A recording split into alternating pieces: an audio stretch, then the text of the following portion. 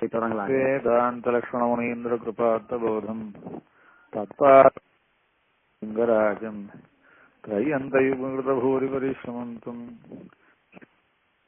शरणम् प्रपद्ये विगाहे तीर्थलोलाम् शीतलाङ्गुनिवासदयाम् बोधिपरीवाहपरम्पराम् श्रीमदाचार्यः कवितार्किकेसरी वेदान्ताचार्यवर्यो मे सन्निधत्ता कूजन्तम् राम रामेति मधुरम् मधुराक्षरम् आरुह्य वाल्मीकिकोकिलम् वाल्मीकैर्मुनिसिंहस्य कवितावनचार्य रामकथानादम् को नयातिपराम् गतिम् अञ्जनानन्दनम् लोकनाशनम् कपीशमग्रहन्तारम् वन्दे लङ्काभयङ्करम् तत्र यत्र रघुनाथकीर्तनम् तत्र तन्त्रकृतमस्तकाञ्जलिम् बाष्पवारि परिपूर्णम् नमतराक्षसान्तकम् रामाय रामभद्राय रघुनाथाय नाथाय सीतायाः पतये नमः ஆதவரிலங்கை கட்டழித்த காகுத்தனல்லால் ஒரு தெய்வம் யானிலேன் தேவரல்லாரை திருவில்லார் தேவரை தேரேல் நின் தேவு மேயாயினி உறக்கமோடு உணர்ச்சி நீ ஆனில் மேயாய்ந்தும் நீ அவற்றுள் நின்றதோ மண்ணும் நீ வளங்கடல் பயனும் நீ யானும் நீ அதன்றியும் பிரானும் जयत्याश्रिततन्त्रादध्वान्त विध्वंसनो सीतया देव्या परमं व्योमभास्करः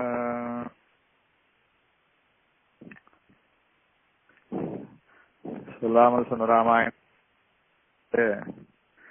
ஆச்சாரிய அனுகிரகத்தினால 12வது உபன்யாசம் இன்னைக்கு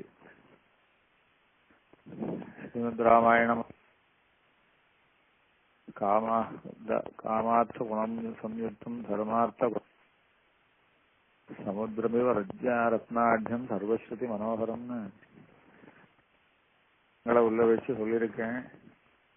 எல்லாரும் கேட்கணும்ன்றதுக்காக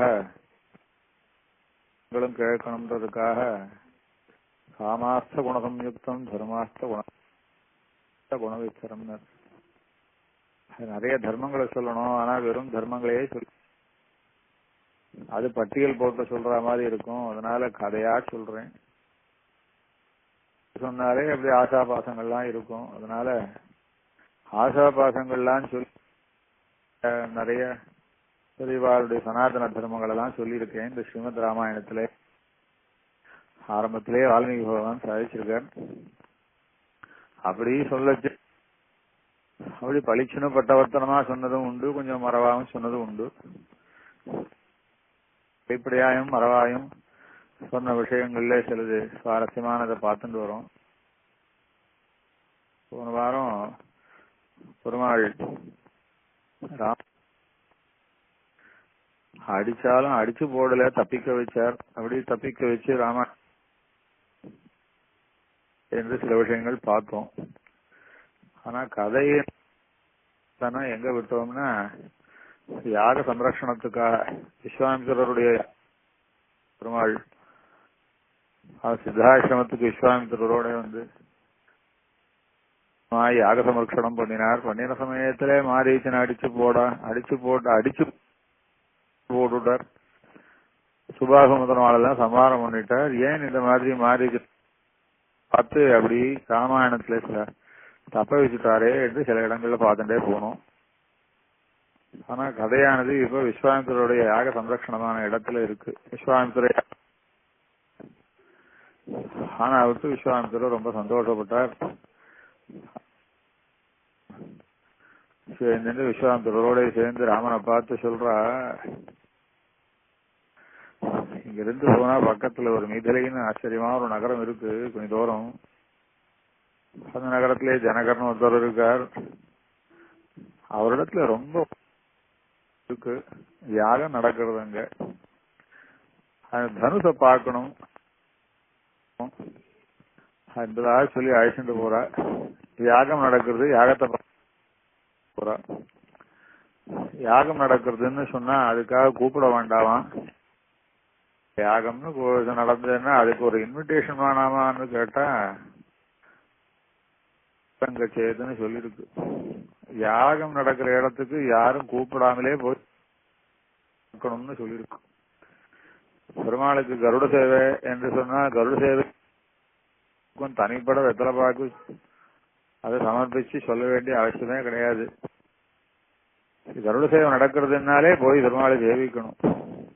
அது அந்த மாதிரியான எழுதோ அவளுக்கு போக முடிஞ்சதுன்னா பக்கத்துல அக்கம் பக்கத்துல நடக்கிற கருட சேவையா இருந்தா போய் சேவிக்கணும். அது போல யாகமா இருந்ததுன்னா அக்கம் பக்கத்துல தெரிஞ்சவா பெரியவாலே போய் பார்க்கணும். அதை கூப்பிடலன்னு சொல்லக்கூடாது. அந்த மாதிரியான அப்ப யாகம் நடக்கிறது போய் பார்க்கலாமே வான்னு கூப்பிடுறா. ஆச்சரியமானதான வசந்ததான தனுசு இருக்கு.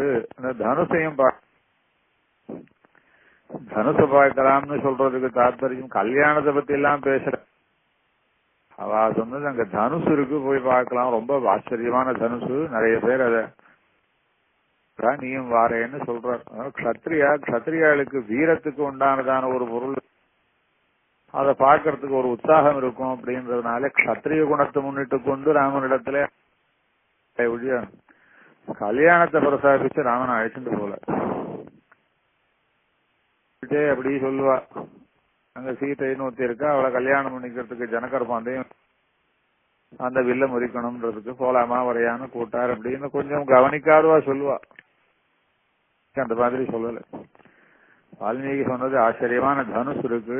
கத்திரியா ஒரு வீரமான ஒரு பொருள் சந்தர்ப்பம்னா அதை பார்க்கணும், அதுல கலந்துக்கணும்னு அதை பயன்படுத்திட்டு சொல்றா ராமனிடத்துல. அது மாத்திரமில்லை, யாகம் அது ஜனகருடைய யாகம்னா கேட்க வேண்டாம். ஏன்னா கர்மனைவி சம்சித்தி அப்படின்னு ஜனகருடைய யாகம்னா கேட்க வேண்டாம். அது பெரிய கர்மயோகி. மத்தவா பண்ற யாகத்துக்கும் ஜனகருடைய யாகத்துக்குமே ரொம்ப வித்தியாசம் உண்டு. தேவான் திரக்கமருகை கௌசிகான்னு அது யாகம் நடந்த யாகத்துல அந்த யாகத்துக்கு உண்டான ஹவிச வாங்கறதுக்கு தேவதைகள் அது பெரிய விசேஷமானது. அதை ஜனகரே சொல்ற விஸ்வாமித்திர சொல்ல தேவான் திரக்கமருகை கௌசிகா அப்படின்னு. இந்த யாகம் முடிகிற சமயத்துல தேவதைகள் 12ஆம் நாள் என்பதாக சொல்லி ஜனகர் ராமன் கூட இருக்கார். அப்போ அவ கூட இருக்குச்சு மிதிலா நகரத்துல சம்பாஷணம். அதனால ஜனகருடைய யாகம்னா ரொம்ப விசேஷம். யாகம் பண்றதா கிடையாது என்பதாக சொல்லி அழைச்சிட்டு போறார். விஸ்வாமித்திர போறார் அப்படின்னு. சரி, புறப்பட்டு போறாருன்னு சொன்னா புறப்பட்டு போனார் மிக வேண்டியதுதானே. ஆனா இருந்தாலும் கதைய ஸ்லோகங்கள் எல்லாம் வளர்த்துறார் வால்மீகி. ஸ்லோகம் என்ன வளர்த்துறாருன்னா, ராமன் அப்படியே அந்த தேசங்கள்லாம் தாண்டி நதிகள்லாம் தாண்டி போறார். ராமலட்சுமணால் விஸ்வாமித்திரோட ரிஷிகள் அப்படியே தாண்டிட்டு போச்சு. ஒரு சில தேசங்களை பார்த்தா பெருமாள் கேட்கிறார், மகர்ஷியே இது என்ன தேசம் இது? இந்த தேசம் விசேஷமா இருக்கு, இந்த தேசத்தினுடைய என்று பெருமாள் கேட்கிறாராம். சர்வேஸ்வரன் ஜெகத்காரன் திருப்தி பண்ணவன் நடந்து போச்சு. என்னமோ இந்த ஜெகத்தை பார்க்காதவன் மாதிரி இந்த ஜெகத்திலே எல்லாம் ரிஷி சொன்னாதான் கேட்டுட்டு அப்படியே ஒரு மனுஷ பாவனையிலே அப்படியே கேட்டு போறார். விஸ்வாமித்திர எப்படி கேட்கிறார் பாருங்க. அவரும் அந்தந்த தேசத்தை பத்தி சொல்லிட்டு போய் இடங்களை மாத்திரம் சொல்றா. வால்மீகி விசேஷமான எல்லாத்தையும் சொல்லல, சில இடங்களை அப்படி சொல்லிட்டு போச்சு. ஒரு இடத்த பார்த்து கேட்கிறாரு, மகரிஷி என்ன அந்த மாதிரியானது? அதுல எவ்வளவோ பேசிட்டு போயிருப்பா. ஆனா இருந்தா வால்மீகி ஸ்லோகங்களை சொல்லி வச்சிருக்கார், கதைகளை சொல்லி இருக்கார். அதுல ஏதோ விஷயம் வச்சிருக்காரு. என்ன அப்படின்னா, குசனாபர் அப்படிங்கறதான ஒரு விஷயத்தை பத்தி சொல்ல போறாரு. இப்போ அதுல ஒரு விஷயம் இருக்கு. என்ன, இந்த தேசம் யாருடையதுன்னு கேட்கிறாரு. இது மாகத தேசம், இது சுமாகதி நதீரம்யாம் ஆகதான் விஸ்ருதான்யோ. இந்த சுமாகதி என்கிறதான் போறதுப்பா, அதனால இதுக்கு ஆகதம்னு பேர் இருக்கு. பஞ்சானாம் சைல முக்கியானாம். இந்த இடத்துக்கு சுத்தி பார்த்தேன்னா 5 மலை தெரியறத பத்தி. இந்த 5 மலைக்கு நடுவில் இந்த தேசமானது சைஷாகி ஆகதீரா மகாத்மனா பூர்வா விதாராம சுக்ஷேத்ரா சசியமாலினி. ராஜ்யம் பண்ணிட்டு இருந்தார். அவர் தான் இந்த ராஜ்யத்தை ஏற்படுத்தினவர். பிரம்மயோனிர் மகாதபாஹா அப்படி. அது குஷன்னு ஒருத்தர் இருந்தார். அவர் பிரம்மாவனுடைய புத்திரர். அவருக்காக 4 பசங்கள் உண்டு. குஷநாபஞ்ச அசூத்தரகம் வசும் அப்படி. குஷாம்பர்னு ஒருத்தர், குஷநாபர் தரகசுன்னு ஒருத்தர், வசுன்னு ஒருத்தர். அதுல குஷநாபர்ன்றவர் ஒருத்தர் உண்டுப்பா அப்படி. அந்த குஷநாபர் இருக்காரு. அத குஷநாபரை பத்தி ஒரு கதை சொல்றேன்னு ஆரம்பிச்சுட்டு வர. என்ன குஷநாபர்னா குஷநாபர்னு ஒருத்தர், வசுன்னு ஒருத்தர்.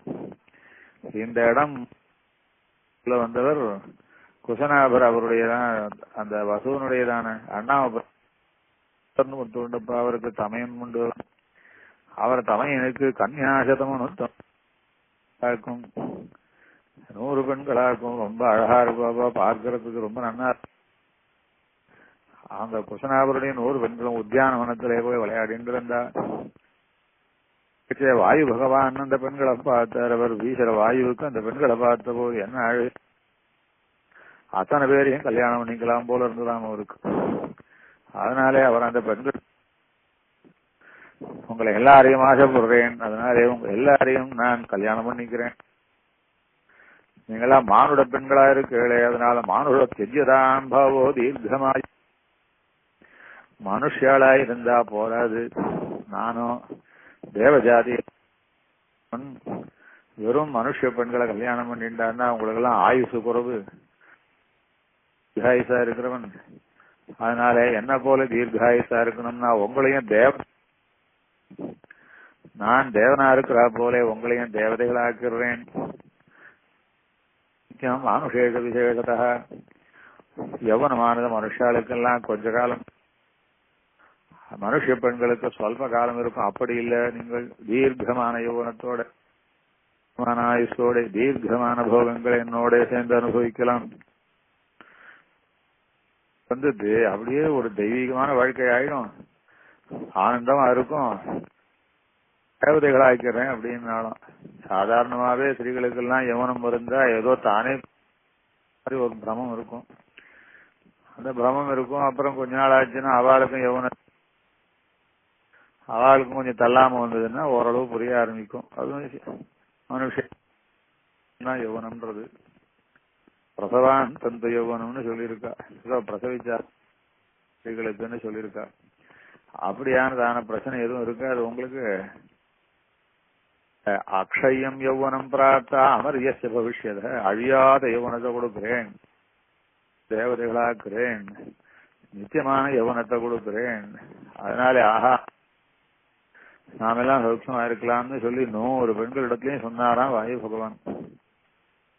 அந்த குழந்தைகள் என்ன சொன்னா தெரியுமோ இல்லையோ அப்படின்னு. மாபூத்ஸ காலோ துர்மேதா பிதரம் ஸ்வதர்மேண ஸ்வயம் மரபுபாத்மயே. என்ன இப்படி ஆயி அப்பா சொன்னதை கேட்காம கல்யாணம் பண்ணிக்க கூடியதான பெண்கள் உள்ளதான காலம் இப்ப. அப்படியான காலத்தை நாங்கள் ஆசைப்படல. மாபூத்த காலோ துர்மேதா.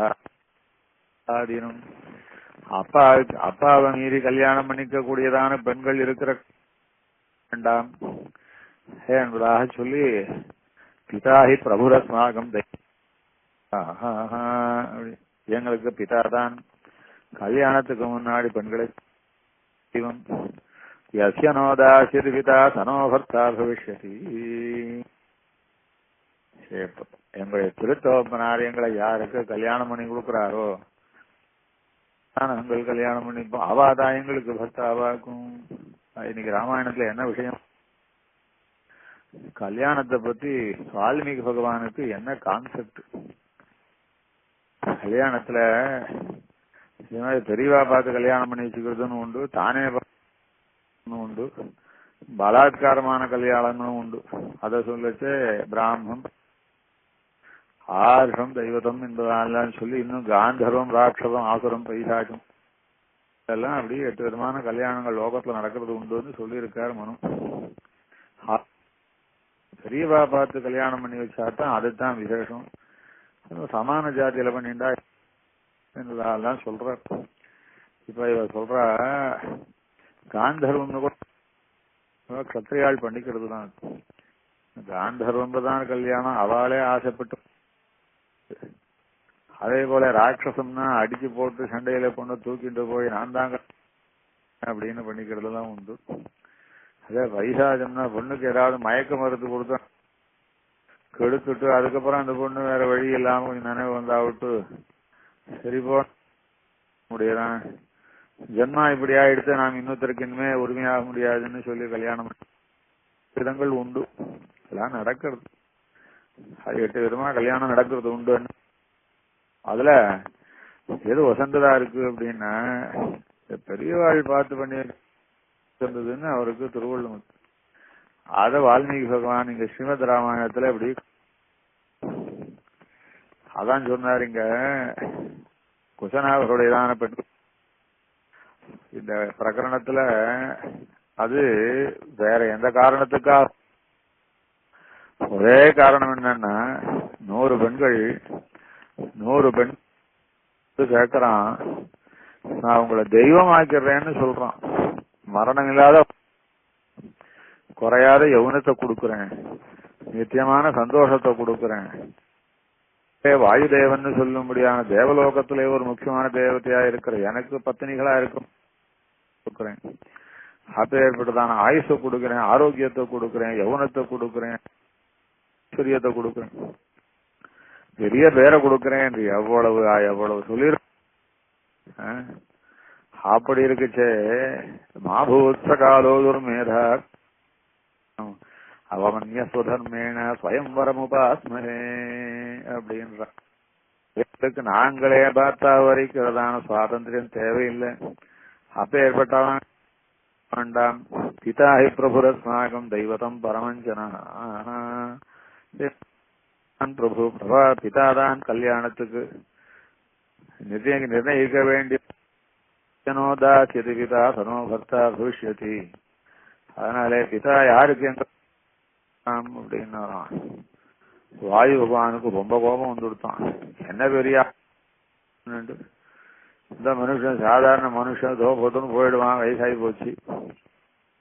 சொல்றேன் நீங்க எல்லாம் சீக்கிரம் அழிஞ்சு போறவா, உங்களை அழியாத தெய்வம் ஆக்குறேன்னு சொன்னா உங்களுக்கு அவ்வளோ கொழுப்பு அப்பான்ற என்ன வாயு தேவனை இப்ப பட்டவன என்ன பண்றீங்களா, என்ன பண்றேன் பாருங்க உங்களேன்னு சொல்லி அந்த பெண்கள் எல்லாருடையதான மொத்த உடம்பையும் அப்படியே வளைச்சு போட்டானா.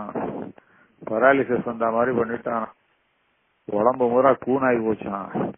பெண்களால பயமா நடக்க முடியல, உடம்பெல்லாம் நடுங்க அப்படியே கூன் முதுகு விழுந்து போச்சு. ரொம்ப கஷ்டப்பட்டுட்டா. உத்தியானவனத்துக்கு போன குழந்தைகள் விளையாட போன குழந்தைகளை காணுமேன்னு வாப்பா.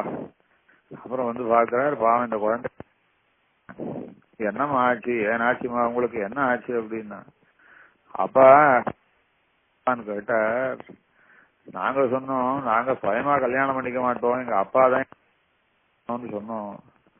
பித்தரம்னோர்னீஸ்வத்வம் எதினோ தாஸ்யதேதவ யாரையும் கல்யாணம் பண்ணிக்கிறோம்னு சொன்னோம், அதுக்கு வாயு பகவான் கோச்சுட்டாம்பா அப்படின்னு. நான் இருந்தாலும் நீங்கள் நல்ல காரியம் பண்ணேள் அப்படி என்னன்னா ஆனா சபிக்கிறதுக்கு சக்தி இருந்தாலும் பொறுமையா இருந்தேளே. உங்க பொறுமையனான் அலங்காரோகி நாரீனான் க்ஷமாது புருஷஸ்யவா. திருப்பி சபிக்கிறதுக்கு சக்தி இருந்தாலும் பொறுமையா இருந்தேளே. அத்தனை பேரும் உங்களுடைய அந்த கன்னியா பெண்களுக்குன்னு ஒரு பரிசுத்தி உண்டோ இல்லையோ, அவளுக்கும் அந்த பிரம்மச்சரியத்தின அந்த பரிசுத்தி இருக்கிறதுனாலையும் பெரிய வம்சத்திலே வந்து பிறந்ததுனாலையும் இருக்கிறதுனாலையும் அவா சொன்னாலும் பலிக்கும். வாயு பகவானே ஆடி போயிடுவார். ஆனா இருந்தாலும் சபிக்காம இருந்தேளே, அதுதான் எனக்கு சந்தோஷமா இருக்கு. க்ஷமாதானம் க்ஷமாதான புத்திரிக்காக க்ஷமா யசஹ க்ஷமா தர்மஹ க்ஷமா ஜெகத் க்ஷமாயாம் விஷ்டிதம் ஜெகத் அப்படின்னு. பொறுமையை கடைபிடிக்கிறவன் தானம் எல்லாம் பண்ண புண்ணியத்தை அடையிறான். பொறுமையை கடைபிடிக்கிறவன் புண்ணியத்தை அடையிறான். பொறுமையை கடைபிடிக்கிறவன் யஜ்ஞங்களை செய்த பலனை அனுபவிக்கிறான். கடைபிடிக்கிறவன் நல்ல புகழடைகிறான், நல்ல தர்மங்களை சம்பாதிக்கிறான். தானமா இருக்கு. அதனால தானே பூமிக்கு க்ஷமானே பேர் வச்சிருக்கா. பூமிக்கு க்ஷமானே ஒரு பேர். அதனாலே நீங்கள் பொறுமையாயிருந்தேள் நிச்சயமா உங்களுக்கு நல்ல காப்பீங்க. சவிக்க வேண்டிய சமயத்தில் கூட பொறுமையை கடைபிடிச்சவர்களே அப்படியாக்கும். குழந்தைகள் அப்பாவுக்கு இருக்கோ அவரைத்தான் கல்யாணம் பண்ணிப்பேன்னு சொன்னான்னு இந்த கதையை சொல்றாரு. ராமாயண வால்மீகிக்கு முக்கியமான கருத்து என்னன்னா, கல்யாணம்னு இருந்தா கல்யாணத்தை பெரியவா ஆசீர்வாதம் பண்ணி பெரியவா ஏற்பாடு பண்ணி பெரியவா பார்த்து வச்சு அப்படின்றது அவருக்கு வால்மீகிக்கு திருவள்ளுவர். அதைத்தான் இன்னைக்கு பார்க்க போறோம். இந்த அப்படியே கதை சொல்லிட்டு போச்சு இந்த குஷனாவருடைய பெண்களை பத்தி. சரி இப்படி ஆயிடுச்சு பண்ணிக்க. இனிமே யாரு கல்யாணம் உடம்பு பூரா கோணி போச்சேன்னா அதுக்காக சொன்னா இல்ல, அவளுடையதான பொறுமை, அவளுடைய அந்ததான பிரம்மச்சரியம், அவளுடையதான அந்த பிதிருபக்தி ஆச்சு அப்படின்னு. எப்படின்னா அப்படியே சூலின்னு ஒரு ரிஷி, அவருக்கு பிரம்மதத்தர் என்கிறதான ஒரு பையன் உண்டு. அந்த பையன் பேசினாராம் அவ அப்பா, இந்த 100 பெண்களையும் கல்யாணம் பண்ணிக்கணும்னு. ஆஹா பண்ணிக்கிறேன்னாராம். என்ன சுவாமி 100 பெண்களை போய் கல்யாணம் பண்ணிக்கிறேன்னு அவர் கேட்டிருப்பாரோ இல்லையோ, ஏன் பொண்கள் எல்லாரும் இப்படி ஒரே வக்கரமா இருக்கா அப்படின்னு. இந்த மாதிரி அழகா இருந்தா இவளுடைய அழக ஆசைப்பட்டு இந்த வாயு பகவான் இப்படி பண்ணிவிட்டார். கல்யாணம் பண்ணிக்க மாட்டேன்னு சொன்னா அப்பா பண்ணி வைக்கிற கல்யாணம் தான் பண்ணிப்பேன்னு சொன்ன இந்த வாயு பகவான் இப்படி கோச்சுன்னு விட்டாருன்னா அந்த பிரம்மதத்தர் அடாடாடா இந்த மாதிரி குழந்தைகள்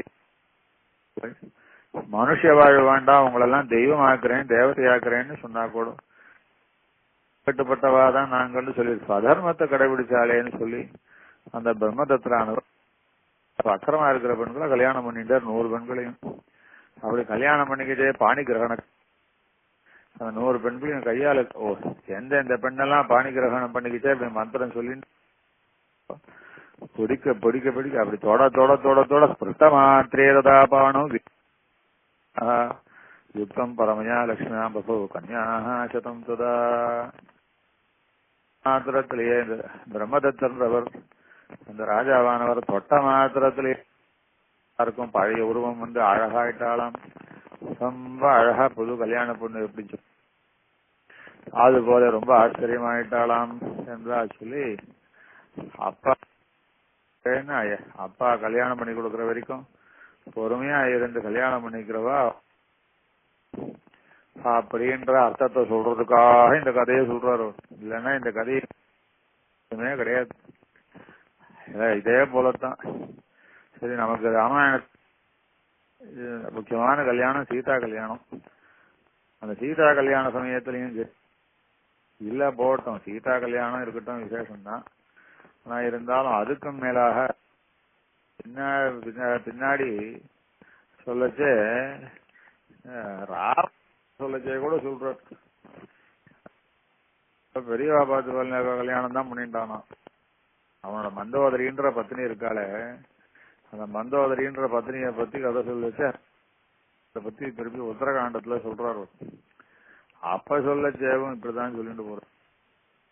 பெருமாள் கேட்கிறார், அகஸ்தியர் வந்தார்.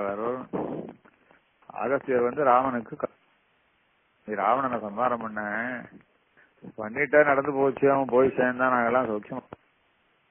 ஆனா இருந்தாலும் ஒரு விஷயம் சொல்றேன் கேளு, அந்த ராவணன் எவ்வளவு பொல்லாதவன் தெரியுமா, வந்தவன் தெரியுமா அப்படின்னு சொல்லி புலசியருடைய வம்சத்துல வந்தவன் பாவன். புத்திர விஸ்வவசன் ஒருத்தர் இருந்தார், அந்த விஸ்வவசனுடைய பையன் இவன்.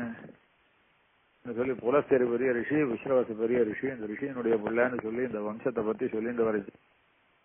அப்ப சொல்றாரு, அப்பா புலஸ்தேர்னு சாட்சாத் பிரம்மா, அவருக்கு 9 பிரஜாபதி, அந்த பிரஜாபதிகள்ல புலஸ்தேர்னு ஒருத்தர், 9 பிரஜாபதிகள். கிரது, மரீச்சி, ஆங்கிரசு, ஆத்திரிய, புலஸ்தேர்னு எல்லாரும் பிரஜாபதிகள், பிரதர்ஸ். இந்த வசிஷ்டர் மாதிரி அதன் நாரதர் எல்லாரும் அப்ப தச பிரஜாபதிகள். அதுல முதல்ல நவ பிரஜாபதிகள் சொல்லுவா, என்ன வாழலாம் ரிஷிகள். அதனால அதுல அந்த கேளுப்பான்னு சொல்லி அகஸ்தியர் சொல்றாரு, நானுகீர்த்தியா குணாத்வஸ்ய தர்மதா சீலரஸ்ததா பிரஜா இது வக்தும் சக்கியம் ஹினாமதா. அந்த புலஸ்தீரை பத்தி சொல்ல முடியாதுப்பா, என்னாலே சொல்ல முடியாது. நானுகீர்த்தியா குணாஸ்தஸ்ய தர்மதா சீலரஸ்ததா, அனுஷ்டானமும் அவருடைய தர்மமும் சொல்லி மாளாதுப்பா. அவரை பத்தி சொல்லணும், அவரை பத்தி வர்ணிக்கவே கூடாது, வர்ணிக்கிறது நியாயம் கிடையாது. பிரஜாபதே புத்திரைது வக்தும் சக்கியம், சாட்சாத் சதுர்முக பிரம்மா, 4 வேதங்களுக்கும் அதிபதியானவர் அவர்தான். அவருடைய பையனவர் அப்படின்னு சொல்லலாம், அதுக்கு மேல சொல்லக்கூடாதுப்பா அவரை பத்தி. அதுக்கு மேல சொல்றதுக்கு என்ன, ஏன்னா அந்த புலஸ்தீரை பத்தி ஏதாவது 1 2 சொன்னான்னா அவ்வளவுதானா அவர்னு எல்லாரும் நினைச்சிடும். எப்பேற்பட்டவராகும் அப்பேற்பட்டவரான புலஸ்தீருண்ட அவர் பிரம்மாவனிடமிருந்து சாட்சாத் நேர உற்பத்தியானவர். இருப்பா, வேதாத்தியனம் பண்ணுவார், தபசு பண்ணுவார், முழிச்சுட்டு இன்ட்ரெஸ்டா இருப்பார், கண்ணை மூடிண்டானா தமசு பண்ணிட்டு இருப்பார். இமயமலை பக்கத்துல அவருடையதான தபசு. அந்த இமயமலைன்னா அங்க நிறைய காடுகள்லாம் உண்டு, நிறைய புண்ணிய தீர்த்தங்கள்லாம் உண்டு. அங்க எப்பேற்பட்டதான ஒரு ஆச்சரியமான திருணபிந்து என்கிறதான ஒரு ஆசிரமம் உண்டு. அந்த ஆசிரமத்தில் அவர் தபசு பண்ணிட்டு இருந்தார். அப்ப அந்த ஆசிரமத்தை சுத்தி நன்னா இருக்கும், ரம்யமா இருக்கும். வருஷம் பூராவும் ரம்யமா இருக்க கூட, எப்பவும் வசந்த புஷ்பங்களும் நல்ல பழங்களும் நல்ல நிழலும் நல்ல காத்துமா, திட்டமான சூரிய வெளிச்சம், மிதமான சீதோஷ்ணம் ரொம்ப நன்னா இருக்கும். அதனால அந்த இடத்துக்கு நிறைய தேவலோக ஸ்திரீகள் இந்த இடம் நன்னா இருக்குன்னு சுத்தி பார்க்கறதுக்கு வருவா.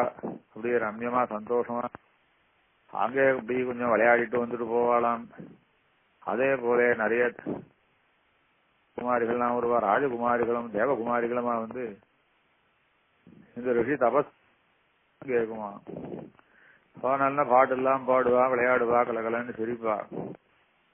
ரிஷி பார்த்தார், நல்ல இடம், இங்க ஆசிரமம் நல்ல இடமா இருக்கு, இங்க ஆசிரமத்துக்கு ஏதோ கொஞ்ச காலம் நாமும் தான் தபஸ் பண்ணலாம்னா இங்க வந்து உபதிரவம் பண்றா. முன்னாடிகள் என்ன அனுபவிக்கிறவாளுக்கு ஆசைப்படுறதுக்கு எத்தனையோ லோகம் இருக்கு, எத்தனையோ இடங்கள் இருக்கு. சேர்ந்து வரா ரொம்ப காரியமா. இன்னும் தேவலோகத்துல உத்தியானவனம் கிடையாதா? ராஜகுமாரிகளுக்கு என்ன, அவ ராஜ்யம் போறா, இங்கேயே வந்து உபதிரவம் பண்றா. யாமே தரிசனமாக சேத்தா கர்ப்பம் தாரைஷ் அப்படின்னு ஒரு சாபத்தை உச்சாரம் எடுத்து, இனிமேல் யாராவது எந்த பெண்ணா பார்வையிலே இங்கே வந்து உபதிரவம் பண்ணுவாளையானால் என் பார்வள் உடனே கர்ப்பவதி ஆயிடுவாள் அப்படின்னு ஒரு போட்டார், ஒரு சாபத்தை எடுத்து விட்டார் அவர். ஆஸ்து சர்வா பிரதிஷுசிய தஸ்ய பாக்கியம் மகாத்மனா பிரம்மசாப பயாத் பீதா அவதக்மது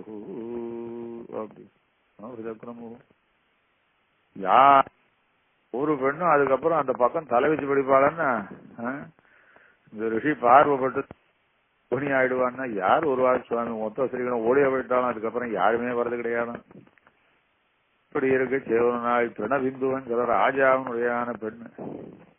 அவள் தெரியாம வந்துட்டான் அந்த இடத்துக்கு. இந்த இடத்துக்கு இந்த மாதிரியான வந்தா சாபம் உண்டுன்னு தெரியாம வந்துட்டாளாமோ. அவ வந்த அவள் அந்த இடத்துக்கு கொஞ்சம் தூரத்துல எங்கேயும் வந்தா யாரும் ஒரு தோழியை காணுமே தேடின்னு வந்தா பார்த்தான்னா இந்த ரிஷியனுடைய ஆசிரமத்துக்கு வந்துட்டா போவோம். தஸ்மின் காலே மகாதேஜாஹ பிராஜாபத்யோ மகாமுனி சுவாத்தியாயமகரோத் தத்ர தவசா. ஆச்சரியமா தபஸ், வசந்ததான வேதாத்தியனம். இந்த ரிஷியை பார்த்தா ரொம்ப ஆச்சரியமா இருக்காரு இந்த மனுஷன் பார்க்கறதுக்கு, என்ன வேதாதி அப்படின்னு சொல்லி இந்த ரிஷியை பாவம் மரியாதையா பார்த்தா. பார்த்த உடனே என்ன ஆச்சு, பாண்டு தேகாதா சரீரஜா அப்படி உடனே கர்ப்பிணி ஆயிட்டாவோ. ஒன்னும் புரியல. ஐயோ என்ன ஆச்சு நமக்கு, என்ன திடீர்னு வயிறு பெருத்து போச்சே போச்சே என்னமோன்னு பயந்து போயிட்டா, பயந்து ஓடியே போயிட்டா.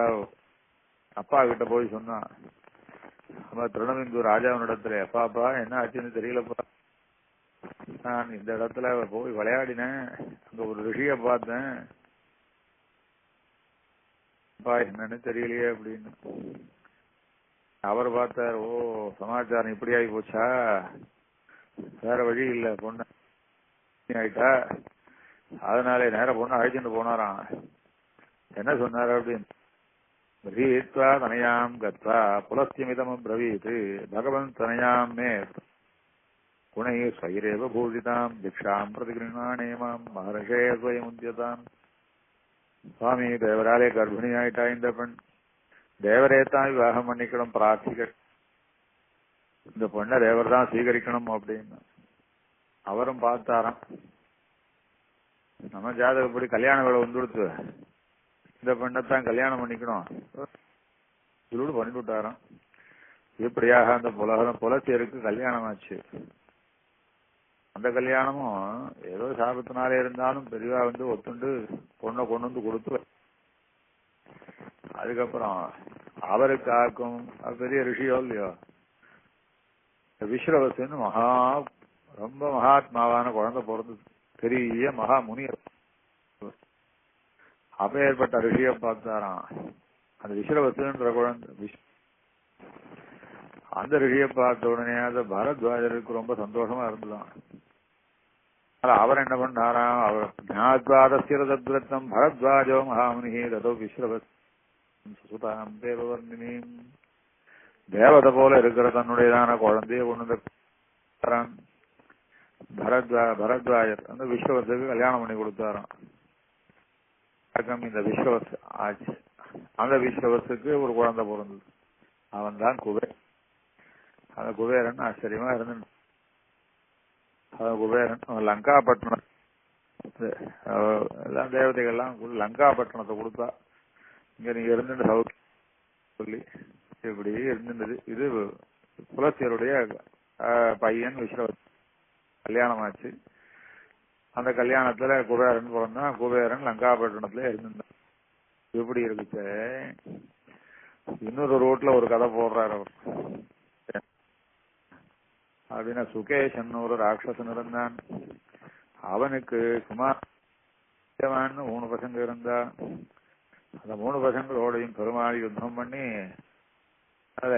சுமாலின்றவன் பொழைச்சிருந்தான், மால்யவாந்தவன் பொழைச்சிருந்தான். அவனுக்கு அந்த சுமாலிங்கிறவனுக்கு கைகசின்னு ஒரு பொண்ணு உண்டு.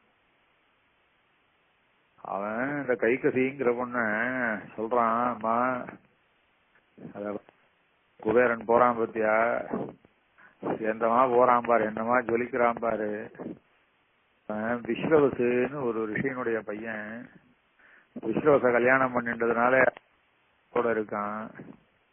எனக்கு ஒரே ஒத்தாசை பண்ணுமா நீ, என்ன நான் உன்னை விஸ்வவசுக்கு கல்யாணம் பண்ணி கொடுக்குறேன் ஒத்துக்கிறியான்னு கேட்கிறார் அவர். கைகசின்னு கேக்குறான். அப்ப சொல்றான், அவன் புத்திரி பிரதான எதி வர்த்ததே பிரத்யாட்சியானாச்ச பீதைத்துவம் நபரை பரிகிருஷ்ய அப்படின்னா, உன்னை யாருக்காவது கல்யாணம் பண்ணி வச்சுடலாம் அப்படின்னு பார்த்தோன்னா பயமா இருக்குமா, ஒத்துப்பையோ ஒத்துக்க மாட்டேயோன்னு. கன்யாபிதிருத்தம் துக்கம் ஹி தவ்வேஷாம், கல்யாணம் பண்ண வேண்டிய வயசுல பொண்ணை வச்சுட்டு இருந்த அப்பாவுக்கு நஜ்ஞாயதேச்ச கன்யாம் வரையேதி கன்யகே, கல்யாணம் கன்னிய வச்சுண்டா ஐயோ யார உரிச்சிருவாளோன்னு பயப்பட வேண்டும். 3 குலத்தையவள் சம்சயத்தை நிறுத்திடுறா. மாதுக்குலம் பிதர்குலம் எது அம்மா அவனுடைய வம்சத்துக்கு பகீர்னுமா பொண்ண கல்யாண வயசுல ஆத்துல வச்சிருந்தான்னா பொண்ணுக்கு அம்மாவுக்கு வேண்டிவா வா தாத்தா பாட்டி எல்லாரும் ஐயோ இந்த பொண்ணுக்கு நல்லபடியா கல்யாணம் ஆகணுமே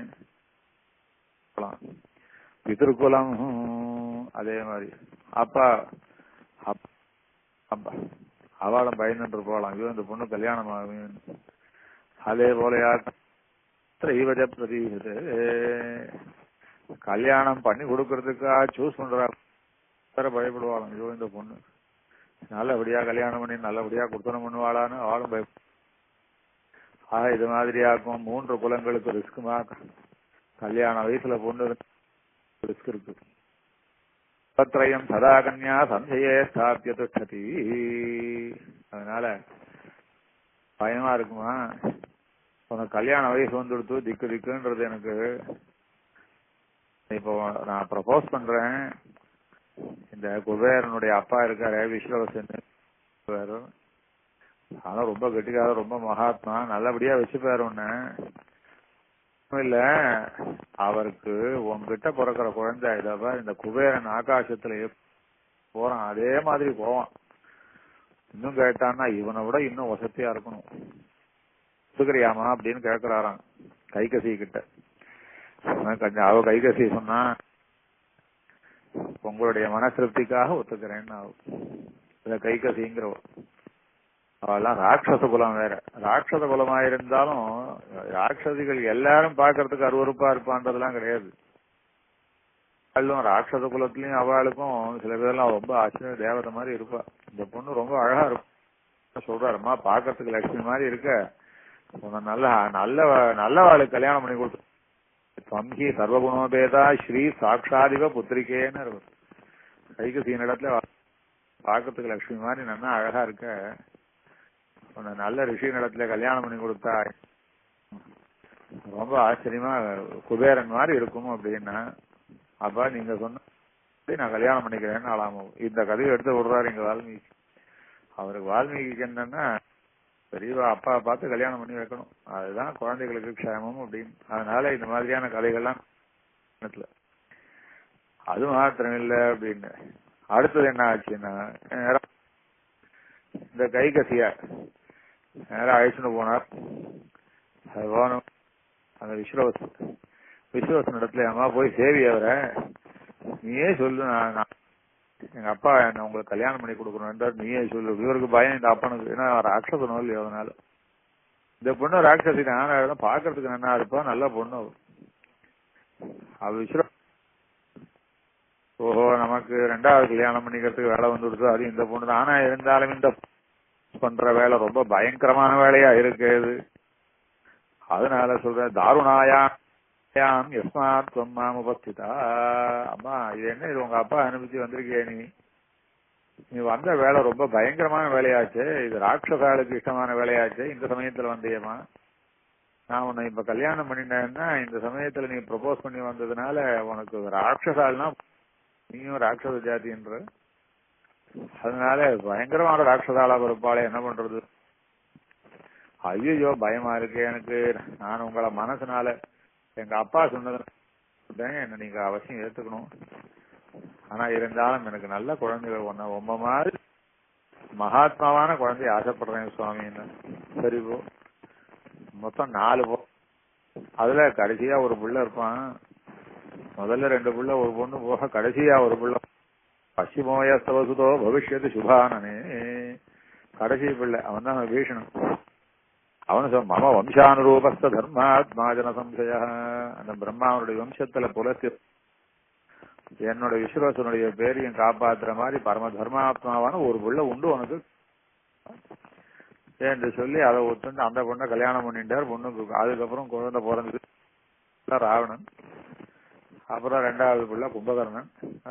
3வது தான் அந்த 4வது விபீஷணன் தர்மாத்மா அப்படின்னு சொன்னது. கல்யாணங்களை சொல்லிட்டு வரைச்சே எல்லாம் பெரியவா ஏற்பாடு பண்ண கல்யாணத்தெல்லாம் அப்படி சூஸ் பண்ணி வம்சத்துல ரிஷி வம்சமா இருந்தாலும் சரி, ராஜவம்சமா இருந்தாலும் சரி, ராட்சச வம்சமா இருந்தாலும் சரி,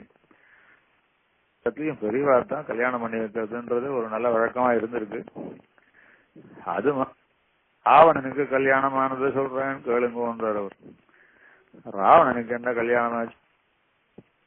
ராவணன் எப்படி திக்விஜயமா போச்சு, மயன் அப்படிங்கிறவன பாக்குறானா. மயன் அப்படிங்கிறவன் அவனுக்கு அழகான பொண்ணு மந்தோதரி.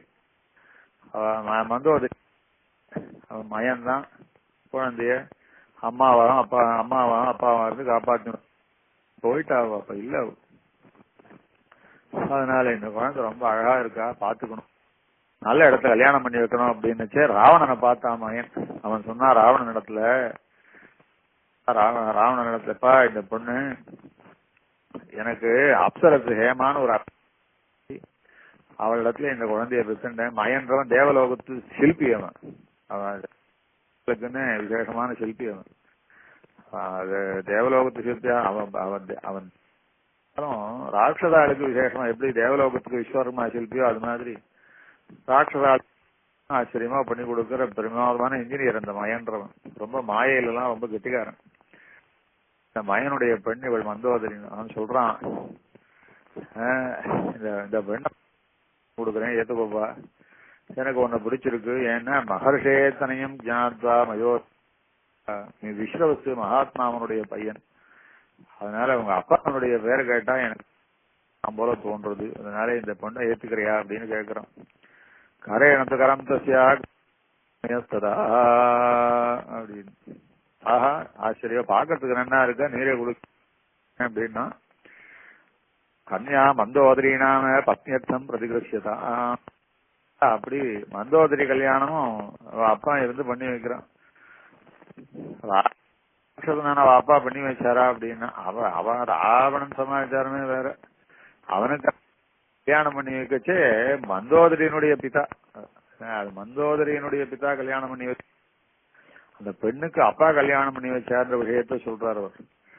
வஜ்வால்கிற அகரோத் பாணி சங்கிரகம், அப்படி பாணி கிரகணம்னா அக்னி பூர்வகமாக மயன் சுவாமி அப்படி. அது மாத்திரம் இல்ல, அப்புறம் ராவணன் கல்யாணம் பண்ணி வச்சான் விபீஷணனுக்கு, நல்ல இடமா பார்த்து கல்யாணம் பண்ணி வச்சான். அதனால இப்ப பிரபாவம் இருக்கிறவா அவளுக்கெல்லாம் கல்யாணம் எல்லாம் யாருன்னா அவ பெரியவா பார்த்து பண்ணி வச்சா அப்படின்னு சொல்லிட்டு வர்றாரு. இதை சொல்றதுல ரொம்ப இன்ட்ரெஸ்ட்.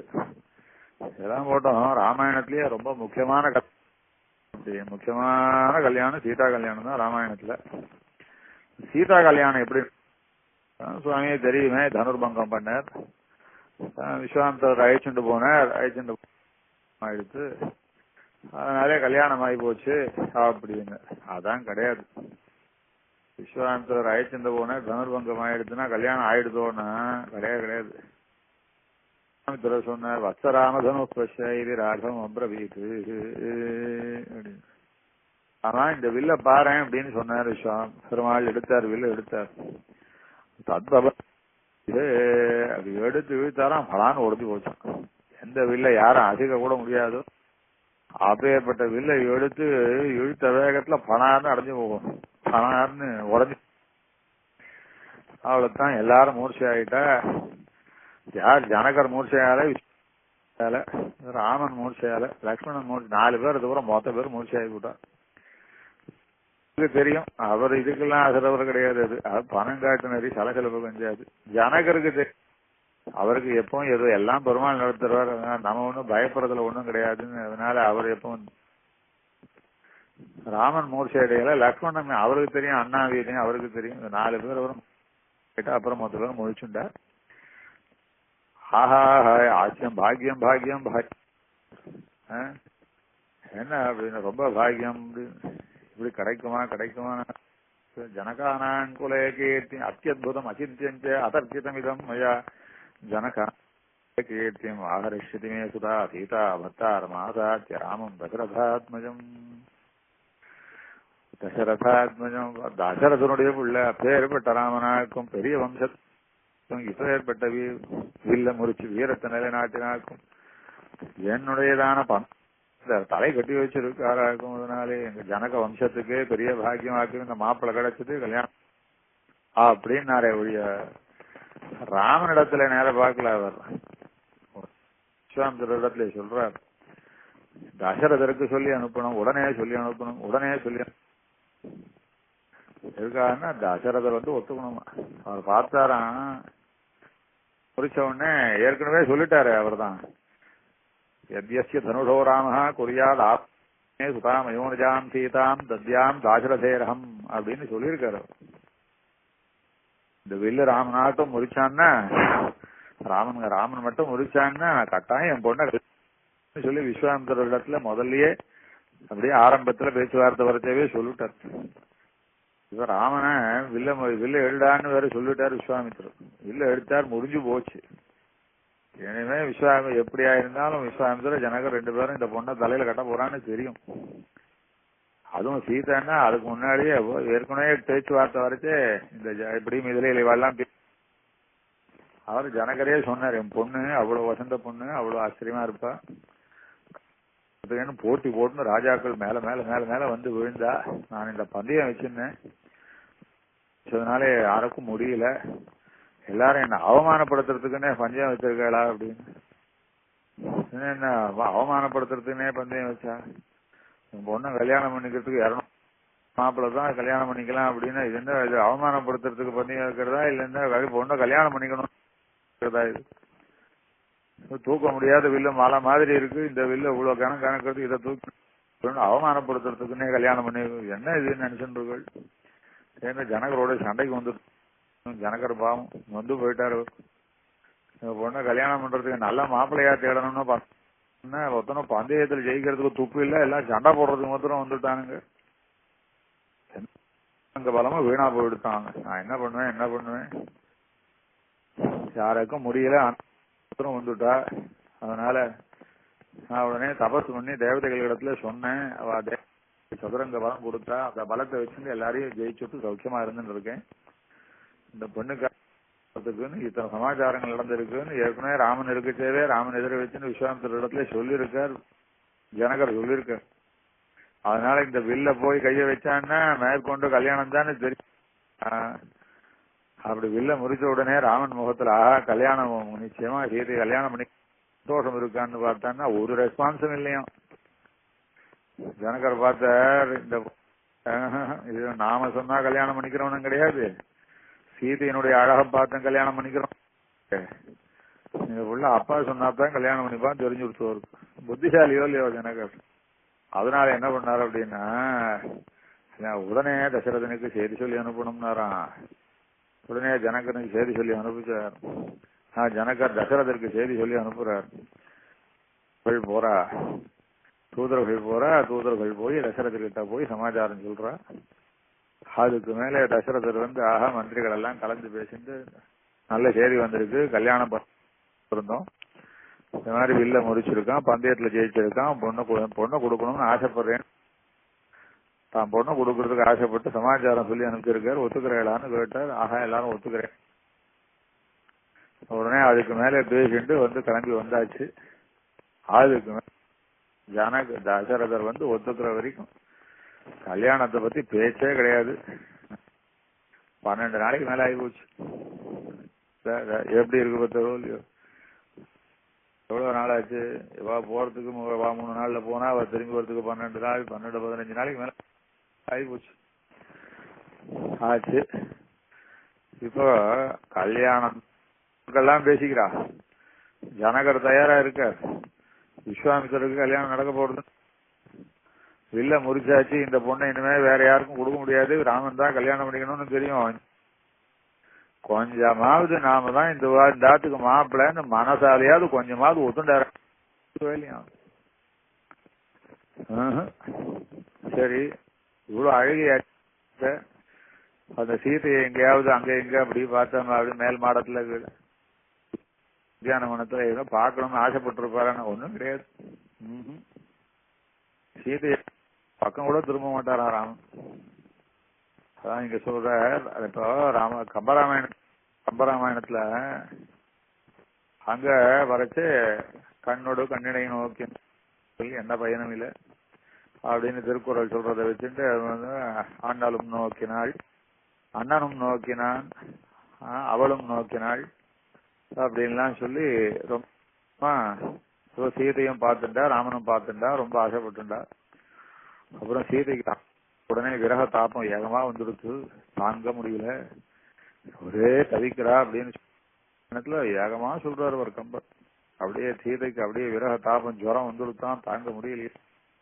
ஒரு காவிய தலைவிக்கு விரக தாபம் வந்துடுத்துன்னா, அந்த ஜுரம் வந்துடுத்துன்னா எப்படியெல்லாம் அவ தவிப்பா, அது அவ பரிகாரம் பண்ணிப்பா, எப்படியெல்லாம் அவ சைத்திய உபச்சாரங்கள்லாம் பண்ணிப்பா, எந்த உபச்சாரமும் அவளுக்கெல்லாம் பலிப்பா. அப்படி பாசுரங்கள் அது கவிதை ரொம்ப பிரமாதமா இருக்கும். பிரமாதமா கம்பன் வர்ணிப்பான்.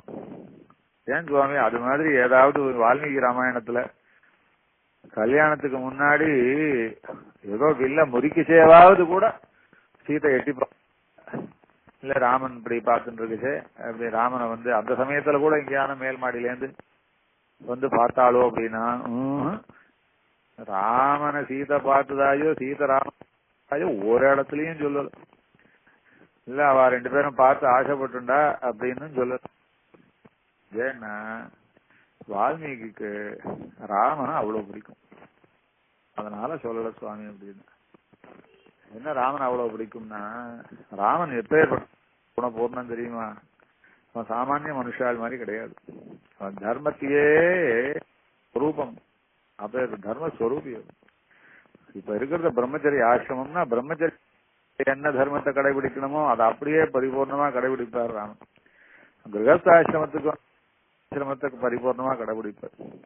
இப்ப பிரம்மச்சரிய ஆசிரமம் ஏஷ விக்கிரகவான் தர்ம ஜவதாம்பர ராமோ விக்கிரகவான் தர்ம அப்படி தர்மோ விக்கிரகவான் அதர்ம விரதிம் ஈதனகான்னு தேசியம். அதான் பிரம்மச்சரிய ஆசிரமம் தர்மத்தை கடைபிடிக்கிறான்னா பிரம்மச்சாரி சிரமத்தை கடைபிடிக்க வேண்டாமோ? அதனால ஸ்மரணம் கீர்த்தி பிரேட்சணம் குஷ்யபாஷணம் சங்கல்போ அத்தியவசாயச்ச கிரியா நிர்வൃத்திரேவச்ச மைதுனமஷ்டாங்கம் பிரவதந்தி மனிஷினா. பிரம்மச்சாரியா இருக்கிறவன் அவன் கடைபிடிக்கச்சே எப்படி இருக்கணும்னா அப்படின்னு. ஏன்னா அந்த பிரம்மச்சரியத்தை கடைபிடிச்சா தேஜஸ் என்னாவோ அந்த தேஜஸ் ராமனிடத்துல இருக்கு. மனுஷனா இருந்து மனுஷன் எவ்வளவு வசம் அப்படியே அந்த சனாதன தர்மத்தை எவ்வளவு பரிபூர்ணமா கடைபிடிக்கணுமோ அவ்வளவையும் கடைபிடிச்சவன்றால்தான் பின்னாடி எப்பேற்பட்ட அசுரர்கள் யாரும் ராட்சதால் யாரும் ஜெயிக்க முடியல. அந்த மனுஷ தர்மம் தான் மனுஷ தர்மத்தினுடைய சக்திக்கு பலம். அதுல பிரம்மச்சரிய ஆசிரமத்திலே பிரம்மச்சரியம் பலம் ராமனுக்கு, அந்த தர்மம் பலம். அதனால அந்த தர்மத்தை குறைக்க மாட்டார் ராமன், சீதையை பார்க்க மாட்டார். கல்யாணம்னா பெரியவா பேசட்டும், 2 பக்கமும் பெரியவா பேசட்டும், கல்யாணம் நிறுத்தட்டும், கையில ஜலமாத்து கொடுக்கட்டும், அதுக்கப்புறம் கிரகஸ்தாசிரமம். அப்ப பொண்ண அதுக்கு முன்னாலே இந்த பொண்ணு ஆசைப்படுவது இவ வரக்கூடாதான்னு நினைக்கிறது நடந்துருவான். அப்புறம் அப்ப ஆசைப்பட்டதான பிரம்மச்சரி, அதனால என்ன ஆச்சு, ஆசைப்பட்டதுனால போச்ச, அப்ப ஏற்பட்டதான பிரம்மச்சரிய ஹானியை ஒத்துக்க மாட்டார் அவர். ஸ்மரணம் கீர்த்தன பிரேட்சணம் குஷ்யபாஷணம் அப்படி ஸ்மரணம் அப்படி பெண்ணை பத்தி பேசுறது, பெண்களோட விளையாடுறது, ஒரு உரக்கண்ணாலே கவனிக்கிறது, ரகசியத்துல எங்கேனா அவளை பார்த்து பேசும்படியா நேர்ந்தார். சங்கல்போ அத்தியசதா இல்ல, அந்த பெண்ணை மனசனாலே ஆசைப்படுறது, ஏதோ பெண்ணோட ஏதோ சரீரத்தினாலே கூட சில சம்பந்தத்தை வச்சு விடுறது, இந்த மாதிரி எல்லாம் பிரம்மச்சரியம் போச்சுன்னு அப்படி நினைக்கிறதும் விளையாடுறதும் பேசுறதும் ஆசைப்படுறதும் அதனாலே செயல்பாடாகும். எல்லாத்தினாலையும் பிரம்மச்சரியம் போயிடு. எது ஒன்னும் பிரம்மச்சரியம் ராமன். அதனால அந்த பரிபூர்ண பிரம்மச்சரியத்தை கடைபிடிக்கிற தர்மம். அதனால அப்படினால பொண்ணு விஷயத்தையே பார்க்க மாட்டார். அப்பா ஒத்துக்கலன்னா அப்புறம் இப்ப பார்த்தா அப்புறம் பிரம்மச்சரியம் எடுத்துக்க எடுத்துக்க முடியாது. இப்படி ஆக்கும் அப்படின்னு. சீதை எப்ப ஏற்பட்டவளா? சீதை அப்பா தாரவாத்து கொடுக்கிற வரைக்கும் யாரும் ஆத்துக்க முடியாது. அதனாலே சீதையும் ராமனை பார்க்கல, ராமன் சீதையும் பார்க்கல, ராமன் பார்க்கணும்னு ஆசைப்படல, சீதை பார்க்கணும்னு ஆசைப்படல. அது ராமன் சீதைய பார்க்கணும்னு ஆசைப்பட்டாரானா சீதைக்கு ராமனை பிடிக்காது. சீதை பார்க்கணும், சீதை ராமனை பார்க்கணும்னு ராமன் சீதை ஆசை என்று தெரிஞ்சா ராமனுக்கு சீதையை பிடிக்காது. புரியுறதோ இல்லையோ என்ன விஷயம்னு. ரெண்டு பேரும் பிரம்மச்சரியத்துல அப்படி நில நிக்கிறவா, ரெண்டு பேரும் பெரியவர்கள் இருந்து கல்யாணம் பண்ணி கொடுக்கச்சே அவளுடைய ஆசீர்வாதோட இவர் என்னுடைய கணவர், இவள் என்னுடைய பத்னின்னு அப்ப மனசார ஏத்துதான் கல்யாணம். அந்த கல்யாணத்தை தான் ரெண்டு பேரும் ஆசைப்படுவா. அப்படியே பெண்ணை பார்த்து அழகா இருக்கா, இவர் வரக்கூடாதான்னு நினைக்கிற சில அல்பங்கள் இருக்குமே, அப்பேற்பட்டதான அல்படையவராக இருந்தால் ராமனை சீதை மதிக்க மாட்டா. அல்பனா அது சொல்லக்கூடாதுதான். என்ன எத்தனையோ ருக்மிணி கல்யாணங்கள்லாம் இருக்கு, அதெல்லாம் இருக்கு, ஒருத்தர் ஆசைப்பட்டான்னு எல்லாம் இருக்கு. ஆனா இருந்தாலும் உத்தமமான அந்த மனுஷ தர்மத்தை அந்த மனுஷ தர்மத்தினுடையதான அந்த சனாதன மனுஷ சக்தியினாலே லோகத்துக்கு மேல சிரேஷ்ட பொருள் அப்படி அவதரிச்சிருக்கிறான். ராமனுக்கு இது தகாது, அதனால சீதைக்கும். அதனால கல்யாணத்துக்கு முன்னாலே ஒரு பையனை பார்த்து ஆசைப்பட்டு இவன் நமக்கு வரக்கூடாதான்னு நினைக்கும்படியான சீதையாயிருந்தா ராமனுக்கு அந்த சீதை இல்லாமல் போயிடும்.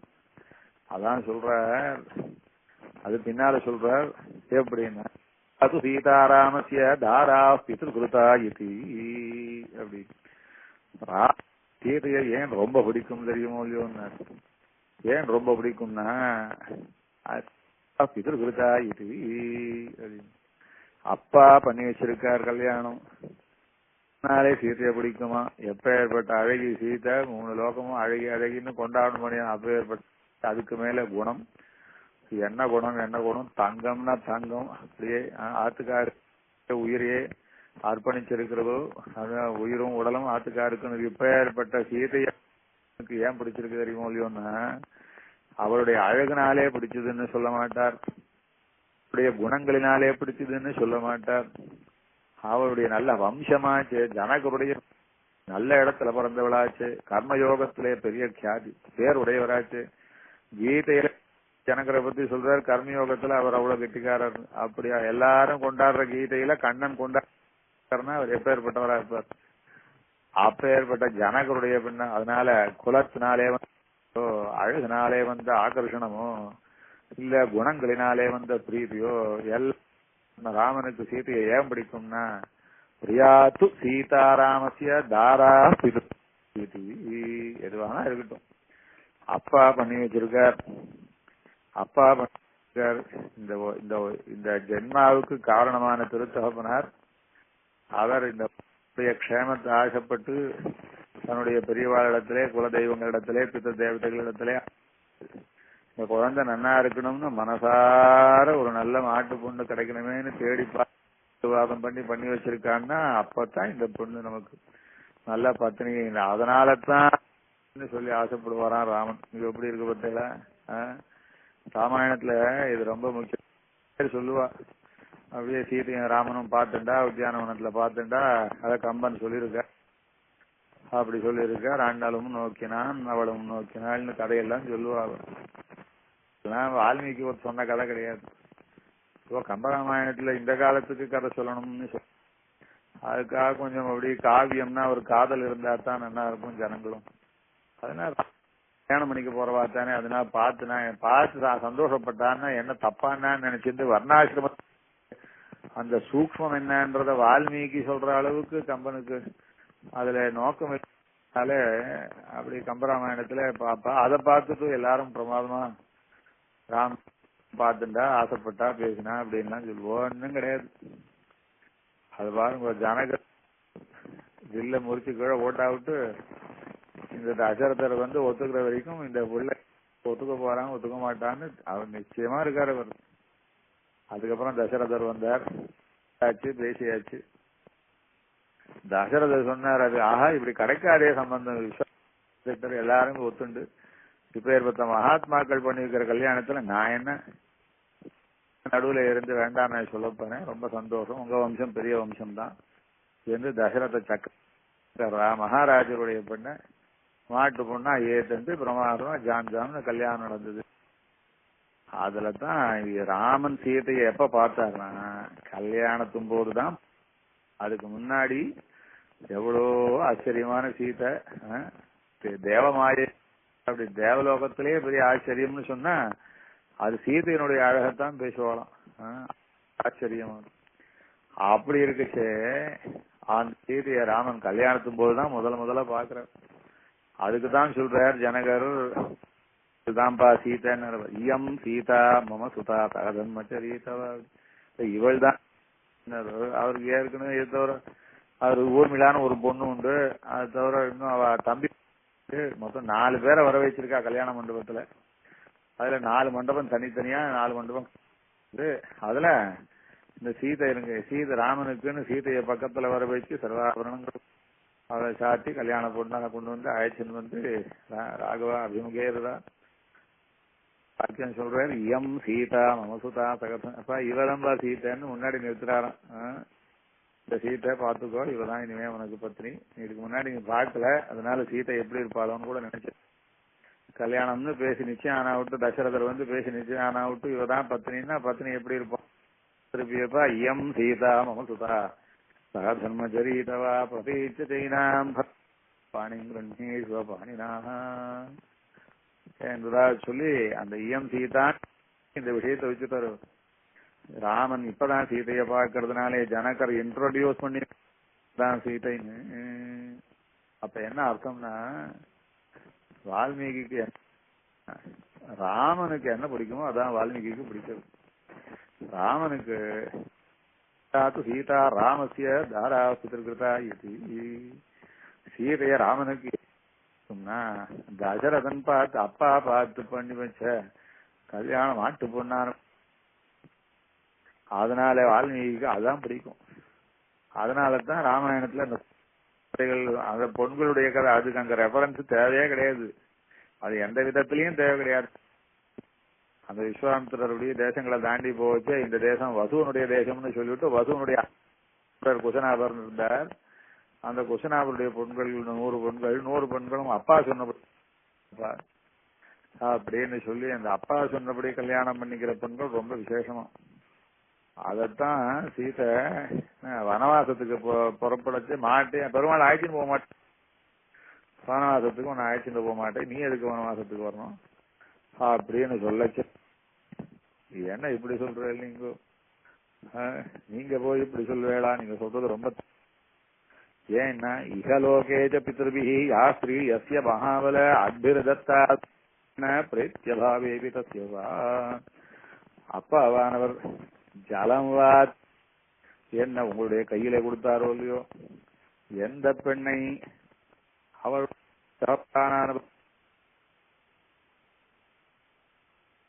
அந்த பெண்ணானவள் அந்த புருஷனுக்கு பிரேத்யபாவேபி தஸ்யவா உயிர் போனாலும் அந்த புருஷனோடு எல்லாமாக்கும். பிரேத்யபாவேபி கல்யாண சங்கமோமே தகத்வயா ஸ்ருதிர்கி பிராமணானாம் தபஸ்வினாம். பிராமணர்கள் என்ன சொல்றா அப்படின்னா, போனா விட்டு அவளுக்கு குழந்தைகள் பின்னாடி இருக்கிறவா அந்த தம்பதிகளுக்கு தர்ப்பணம் பண்ணுவா, தம்பதிகளுக்கு சிராத்தம் பண்ணுவா. போனா விட்டும் கூட அவா 2 பேரும் சேர்ந்து இருக்கிறதா பாவிச்சு தர்ப்பணம் பண்றா, சிராத்தம் பண்றா. உத்தமமான ஸ்திரீயானவள் உத்தமமான பக்தாவோட எந்த சேர்ந்தே இருப்பான்னு சொல்லியிருக்காளே. கல்யாணத்தும் போதும் சேர்ந்துக்கிறா போலே, கல்யாணத்துக்கு பிறகும் போலே, மரணத்துக்கு பிறகும் சேர்ந்துருவான். யார் சொல்றா? சாட்சாத்து ஜெகதீஸ்வரியான தாயா லோகமாதா சொல்றா இந்த வார்த்தைய. பிரேத்யபாவேபி கல்யாண சங்கமோமே ஸ்ருதிர்கி ஸ்ரூயதே புண்ணியா பிரம்மணானாம். அப்படித்தானே வேதம் சொல்றது. அதனால தான் மந்திரங்களை சொல்லி செத்து போனவாளா இருந்தாலும் கூட தாயார் தகப்பனார அவளுக்கு ஸ்ராத்தம் தர்ப்பணம் எல்லாம் மந்திரங்களை சொல்லி அவளை சேர்த்தே தாயார தகப்பனார சேர்த்து பாட்டி தாத்தாவை சேர்த்து வச்சு அதே பாட்டி தாத்தா கொள்ளு தாத்தா கொள்ளு பாட்டி எல்லாரையும் சேர்த்து வச்சே தர்ப்பணம். சுவாமி ஏன் தர்ப்பணம் பண்றான்னா அவெல்லாம் சேர்ந்துக்கிறவான்னு சொல்லியிருக்காளாம். அதனாலே நீங்கள் என்ன எப்படி விடலாம்? நீங்க கல்யாணத்துக்கு பிராணம் போனாலும் சேர்ந்து இருப்போம்னு சொல்லச்சு காட்டுக்கு போச்சு என்ன கதையா இருக்கு, என்ன விட்டுட்டு போறேன் நீங்க அப்படின்னு கேட்டா சீதை. அதான் சொன்னா. அதனால கல்யாணம்னா அந்த மாதிரி சேர்ந்து இருக்கக்கூடியதான் ரொம்ப வசதியானது. அந்த எப்ப வேலிட் ஆகுது அப்படின்னா அத்பீதத்தா சுதர்மேன ஜலம் வார்த்து கொடுத்து ஜலம் வார்த்து கொடுக்கச்சே உங்களுக்கு சொந்தமானே. அதனால அந்த பெண்ணானவள் பிதா ஜலம் கொடுக்கச்சே அந்த புருஷனுக்கு அதுதான் ரொம்ப வசந்தது. அதனால வால்மீகிக்கு ராமர் தான் ரொம்ப பிடிச்சிருக்கு. இவ்வளவு தூரம் பேரழகியாக்கும் உலகமே வியக்கிறதாக்கும் ராஜாக்கள் போட்டி போட்டு முடியலன்னு சொல்லி அவமானப்பட்டு போயிருக்காளாக்கும். அப்ப ஏற்பட்ட பொண்ணு கல்யாணம் பண்ணிக்கணும்னா எங்க அப்பா வரட்டும், அவர் ஒத்துக்கட்டும், அப்பத்தான் கல்யாணம் பண்ணிப்பேன்னு பொண்ணு மூஞ்ச கூட பார்க்காம இருந்தாரே ராமன் அப்படின்னு. இதுல ஒரு விஷயம் இருக்கு. அவன் கல்யாணம்னா என்ன இந்த மாதிரி வில்ல முடிச்சா போருமா, ஜாதகம் பார்க்க வேண்டாமா? ஜாதகம் சொன்ன மாதிரி சீதைக்கு ஜாதகம் சொன்னாரா ராமாயணத்துலன்னு ஒரு கேள்வி. ராமனுடைய அவதாரத்துல ராமனுக்கு ஜாதகம் சொன்னாரோ இல்லையோ? ததத்வாதசே மாசே தைத்ரே நவமிகே திதௌ நக்ஷத்ரே ஹரிதஜைவத்யே ஸ்வச்சதம்ஸ்தேழு பஞ்ச கிரகேஷு கர்க்கடே லக்னே வாக்பதா விந்துநாதः சோத்யமானே ஜெகநாதம் சர்வம் கௌசல்யா ஜனயத்ராமம் சர்வலக்ஷண சம்யுதம் விஷ்ணோரர்த்தம் மகாபாகம் புத்திரவர்தனம். இப்படி சொன்னாரே. நவமியில பிறந்தார், புனர்வசு நட்சத்திரம் பிறந்தார், கடகலக்னத்திலே பிறந்தார், 5 கிரகங்கள் உச்சமாக பிறந்தார். அதுவும் போத்தியமானே அதுவும் அந்த கடகலக்னத்துல சந்திரம் குருவும் சேமாச்சேவாக்கும் அப்படின்னு பிறந்தார். இதெல்லாம் சொன்னாரோ இல்லையோ? இப்படி எல்லாம் ராமனுக்கு ஜாதகம் சொல்ல வேண்டாமா? இந்த வால்மீகி என்ன பண்ணார்? மறந்து போயிட்டாரா? சொல்லச்சே இப்போ சொல்லிவிட்டு சீதைக்கு ஜாதகம் சொல்லச்சே சிலது விட்டு போயிடும். அப்படிதான் நான் கூட கதை சொல்லச்சே எவ்வளவு விட்டு போகலையா? அது மாதிரி வால்மீகி என்ன கதை சொல்லச்சே விட்டு போடா அப்படின்னு. வால்மீகியா விடுறவர் எப்படி ஆகும் அப்படின்னு சாட்சாத் சரஸ்வதி தேவியா வாக்கு இந்த ராமாயணத்தை ஆக்கும் அப்படி அவர் வாக்குலேருந்து அப்படி பெருக வச்சிருக்கா அப்படின்னு சொல்லியிருக்கா. அதான் சொன்னார், மச்சந்தா தேவதே பிரம்மன்னு பிரவர்த்தேயம் சரஸ்வதின்னு பண்ணுச்சு. சரஸ்வதி தேவியா வாக்குல உட்கார்ந்து ராமாயணத்தை அப்படி பாவம் வாயிலேருந்து வர வச்சிருக்கா. அப்படி இருக்குது. அதுல போய் கதை விட்டு போறதுன்னு என்ன மாதிரி கதை சொல்றவா தான் விடுவா. அவர் கூட விடுவாரன்னு. ராமனுக்கு ஜாதகம் சொன்ன மாதிரி ஏன் சீதைக்கு ஜாதகம் சொல்லல அப்படின்னு. ராமனுக்கு ஜாதகம் சொன்னா சீதை ஜாதகத்தையும் வச்சு பாப்பா எல்லாரும். அப்புறம் எல்லாரும் மேட்ச் பண்ணி பாப்பா.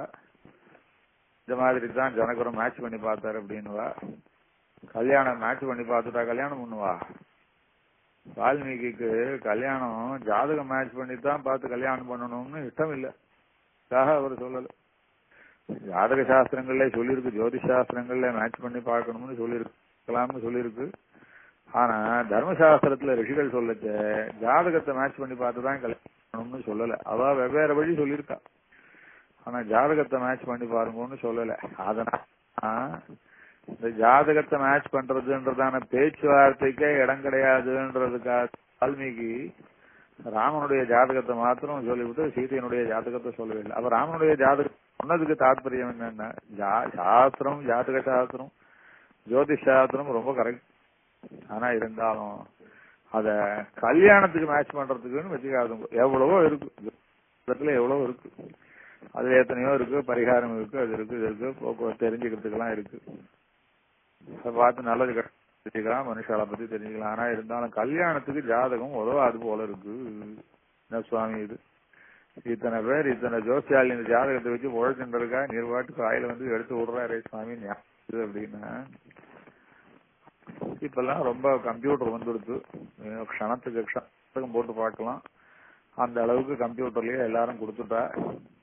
இதுக்கு முன்னாடி பஞ்சாங்கத்துக்கு முன்னாடி பஞ்சாங்கமும் கிடையாது. யாராலையும் பஞ்சாங்கம் கிடையாது. பஞ்சாங்கம் இல்லாத எப்படி இருக்குது? ஒரு 100-200 வருஷம் முன்னாடி போனேன்னா, இப்ப 100 வருஷமா பஞ்சாங்கம் அச்சாரத்துக்கு முன்னாடி ஏது யாரு எல்லா ராத்திரியும் யாரா காப்பி வைத்து கொண்டு வந்து கொடுத்துட்டு ஊர் பூரா அதெல்லாம் ஒண்ணும் இல்ல. பஞ்சாங்க பாப்பான்னு யாராவது இருப்பா, அவளுக்கு உங்களுக்கு தெரியும். அவ இந்த ஊர்ல இருக்கிற அத்தனை குழந்தைக்குமா ஜாதகம் எழுதி கொடுத்துட்டு முடியும்? எப்படி தெரியும் அவளுக்கு? போய் சொல்லி கேட்கறவாளுக்கு ஜாதகம் எழுதி கொடுப்பா, அவ்வளவுதான். அதுவும் இவாளுக்கு நேரம் சரியா சொல்ல தெரியாது. என்ன எல்லா ராத்திலையும் கடிகாரம் கிடையாது. அப்போ ஒவ்வொருத்தரும் ஒரு விதமா அவ டைம் கணிச்சுப்பா, கரெக்டா தான் ஓரளவு கணிச்சுப்பா. ஆனா இருந்தாலும் இந்த அளவுக்கு அப்படியே செகண்ட் துல்லியமா கணிச்சுக்கிறதுன்றதெல்லாம் அந்த காலத்துல அசாத்தியம். நமக்கு தெரிஞ்சே நம்ம பெரியவாள் சில பேர் எப்ப பிறந்தான்னு தெரியாது அவளுக்கு. நட்சத்திரம் வேணா சொல்லுவாளே ஒழி, காலத்தால இந்த மாதிரி உதயத்துக்கு முன்னாடி இருக்கும், ஒரு 1/2 மணி 1 மணி முன்னாடி 3/4 மணி இருக்கும் அப்படின்னு பேச்சு. இல்ல அஸ்தமிக்கிற வேலையில விளக்கு வச்ச வேலையில பிறந்தா இப்படிதான் பேசுவாளே ஒழியோ செகண்டமா சொல்றதுன்றது நம்ம கண்ணெதிரியா நாம பார்த்திருக்கோம். அப்படி இருக்குச்சு. அதுக்கு முன்னாடி ஆதி காலத்து ரிஷிகள் இங்க ஆசிரமத்துல இல்ல ஏதோ கிராமங்கள்ல ஏதோ ராத்திரி பகல் வேலையில அப்படி மருத்துவ வச்சு வந்து பார்த்துட்டு போனோம்னா எல்லாருமா ஜாதகத்தை பார்த்துட்டு இருந்தா. அதனால அது வால்மீகிக்கு என்ன, ஜாதக சாஸ்திரம் ரொம்ப நல்ல சாஸ்திரம் தான், இல்லைன்னு சொல்லல. ஆனா அதுல எல்லாம் ஆனா இருந்தாலும் கல்யாணத்துக்கு ஜாதகம் பார்க்க வேண்டிய அவசியம் இல்லைன்னு இருக்கு. அதனாலதான் சீதையனுடைய ஜாதகத்தை சொல்லல. என்ன சுவாமி இப்படி சொல்றாரு அப்படின்னா, ஒரு ஜாதகத்தை பார்த்தாலே அவ ஆண்டியா யாருன்னு தெரிஞ்சிடும். அதுதான் ஜாதகம். கெட்டிக்கார ஜோசியரா இருந்தா, ஜோசியருக்கு கெட்டிக்காரத்தனம் இருந்ததுன்னா இந்த ஒரு ஜாதகத்தை பார்த்து ஆண்டியா பேர்பட்டவன் என்ன பேர் இருக்கிறவான்னு நாடி ஜோசியம் போறா. என்ன அப்படி ஜாதகத்தை சொல்றா. சில பேர் போறதுல கைரேகையை மாத்திரம் சொல்றா. அதுக்கே அவ உங்க அப்பா பேரு உங்க அம்மா பேரு எல்லாம் அம்மா பேர் சொல்ற பேரு அவ பொண்டாட்டி பேர் சொல்ல மாட்டாரா? ஏதோ சொல்லக்கூடாதுன்னு வச்சுக்கிறாவா. அவ இதுல அவளுடைய ஒரு திட்டம் அது. அதனால அதையும் கொஞ்சம் மறைவா இப்படி இருக்கும் அப்படி இருக்கும் அப்படின்லாம் சொல்லி விடுறா. அது அப்படியே கூட நடந்து போறது இருக்கு. அதனால ஒரு ஜாதகத்திலேயே இன்னும் அதை பொண்டாட்டி என்னெல்லாம் தெரிஞ்சிடும். அதனால இதை வச்சு பொருத்தம் பாக்குறவா இந்த ஜாதகத்தை வச்சுட்டு பொருத்தம் பார்க்க தெரியாம எவ்வளவு தப்பு பண்றா. என்ன ஜாதகத்துல திருக்கணிதம்னு இருக்கு, வாக்கிய கணிதம்னு இருக்கு. குரு இப்ப இத்தனாம் தேதி பெயர்ந்தது அப்படின்னுவான். அப்புறம் பார்த்தானா இன்னும் பெயரல சார் அப்படின்னுவான் திருக்கணிதத்தை. அப்படி இருக்குச்சு. கிரகத்தினுடைய ஸ்திதியை நிர்ணயம் பண்றதுக்குள்ளேயே இவாளுக்கு இவ்வளவு வித்தியாசம் இருக்குச்சு. அதுக்கு மேல கிரகங்களை வச்சு லக்னத்தை வச்சு இவ குறிச்சு பார்த்துட்டா அதுல இதுக்கு 100 அம்சம் 1000 அம்சம் இருக்கு. அதனால 1000 அம்சத்துல எதையாவது கோட்டை விட்டுட்டு இது போறாது அப்படின்னு, இது பொருந்தும் இது பொருந்தாது அப்படின்லாம் ஏதோ குழம்பிக்கிறா. எப்படி ஜாதகத்தை பார்த்து குழம்பினாலும், ஜாதகத்தை பார்க்காம நிர்ணயிச்சாலும், ஜாதகத்தை பார்க்காம இருந்தா குழம்பினாலும் இவாளுக்கு இருக்குச்சே. ஜாதகத்தை பார்த்து குழம்பிட்டு இருந்தா என்ன கொஞ்ச காலத்துக்குன்னு கூட கேட்கலாம் சில பேர். எப்படியும் இவாளுக்கு இவாதான் தீர்மானம் ஆகி போச்சு. ஏதோ ஜாதகத்தை பார்த்து குழம்பிட்டு இருக்கிறதுன்னு நம்ம தலையெழுத்தா இருக்கு, பார்த்துன்னு குழம்பிட்டு இருந்தா அப்படி அதான் சொல்ற. அதெல்லாம் தேவையில்லை. ஜாதகத்துக்கு பார்க்க வேண்டிய தர்மசாஸ்திரத்துல சொல்லிருக்கு. கல்யாணத்துக்கு இந்த மாதிரியான சில லட்சணங்கள்லாம் சொல்லிருக்கு. அது மாதிரியான சில லட்சணங்கள்லாம் பார்க்கலாம். இல்லைன்னா பொதுவா ஜாதகம் ஜோசியராய் தசவித பொருத்தம் இருக்குன்னு சொல்லுவா. அந்த 10 பொருத்தம் பொருந்து எடுத்தோம்னா அதுக்கு மேல பார்க்க ஒன்றும் கிடையாது.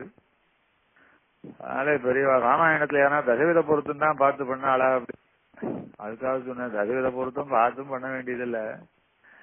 அவளுக்கு இந்த ஜாதகத்தான் பண்ணு அப்படின்னு தெரியும். பெரியவாள் நிர்ணயம் பண்ணா சில போட்டிகள்லாம் வைக்கிறான்னா அந்த போட்டியில ஜெயிச்சு வரவனே கல்யாணத்துக்கு தகுந்த தானே ஆகி போடுது. அதனால மொத்தத்துல வால்மீகி ராமாயணத்துல வால்மீகினுடைய திருவுள்ளம் என்னன்னா, ராமனுடைய ஜாதகத்தை காட்டிட்டு சீதையினுடைய ஜாதகத்தை பத்தி பேச்சே எடுக்கலான்றதுனால இது கல்யாணம்ன்றது ஜாதகத்தை பார்த்து பொருத்தி வச்சுட்டு பண்ண வேண்டிய அவசியம் இல்ல. பண்றதுக்கு எத்தனையோ விதமான நிர்பந்தங்கள் உண்டு. அந்த நிர்பந்தங்களை பார்த்து கல்யாணம் பண்ணா போறோம்.